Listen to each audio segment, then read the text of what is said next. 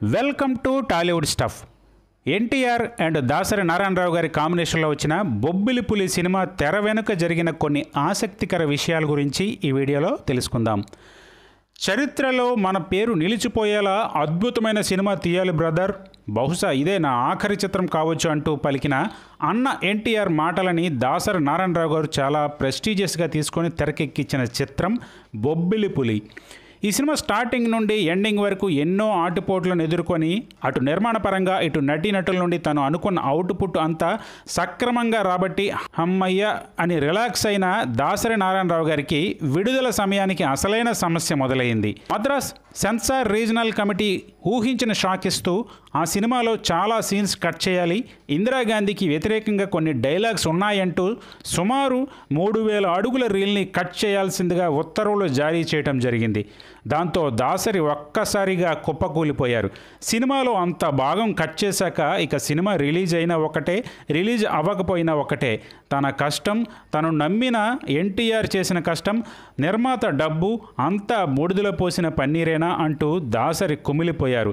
ఇదే విషయం ఎన్టీఆర్ గారికి చెప్పి, అన్నగారు నన్ను క్షమించండి, మన సినిమా రిలీజ్ అవ్వటం లేదు అని కంట తడిపెట్టుకున్నారు.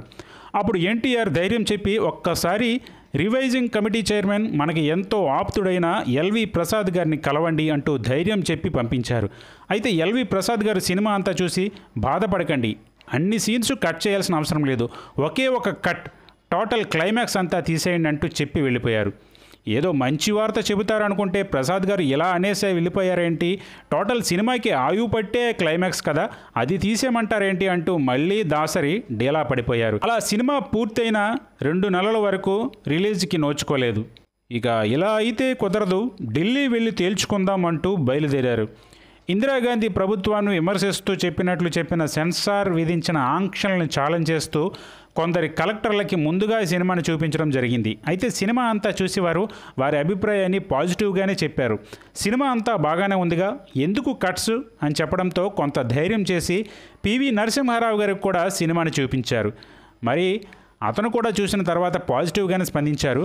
ఇలా ప్రముఖులందరూ గ్రీన్ సిగ్నల్ ఇవ్వడంతో వీరి అందరి సహకారంతో మరికొంత ధైర్యం కూడగట్టుకొని రాష్ట్రపతి నీలం సంజీవ్ రెడ్డి గారిని కూడా కలిశారు సినీ నిర్మాత వడ్డే రమేష్.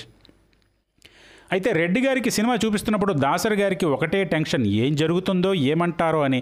కానీ ఫైనల్గా రాష్ట్రపతి సినిమాకి గ్రీన్ సిగ్నల్ ఇచ్చేయడంతో దాసరి మనస్సు ఒక్కసారిగా తేలికపడింది. అప్పటి వరకు టన్నుల కొద్దీ బరువు మోస్తున్నట్లుగా ఉన్న అతని గుండె ఒక్కసారిగా గాలిలో తేలినట్లయింది. హాయిగా ఊపిరి పీల్చుకున్నారు. అలా అందరి ప్రముఖుల అంగీకారంతో జూలై 9, 1982 రిలీజ్ అయిన బొబ్బిలిపులి తొలి రోజే 13 లక్షలు వసూలు చేసింది. అలాగే తొలి వారంలోనే 71 లక్షలు, 2 వారాలకి ఏకంగా ₹1 కోటి కలెక్ట్ చేసింది.